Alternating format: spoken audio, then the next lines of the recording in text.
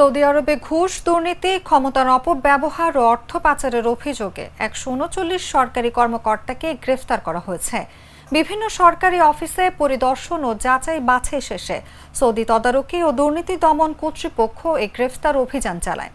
অভিযুক্তদের মধ্যে স্বরাষ্ট্র মন্ত্রণালয়, প্রতিরক্ষা মন্ত্রণালয়, শিক্ষা মন্ত্রণালয়, স্বাস্থ্য মন্ত্রণালয়, পৌরসভা ও আবাসন মন্ত্রণালয় ও জাকাত, কর শুল্ক কর্তৃপক্ষের মতো বিভিন্ন গুরুত্বপূর্ণ মন্ত্রণালয়ের কর্মকর্তারা রয়েছেন।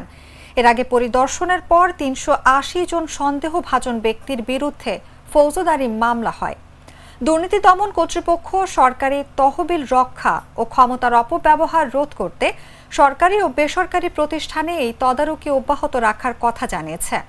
কর্তৃপক্ষ দুর্নীতির অপরাধের সঙ্গে যুক্ত তহবিল পুনরুদ্ধার এবং ভবিষ্যতে দুর্নীতি প্রতিরোধ করার জন্য ব্যবস্থা নিচ্ছে।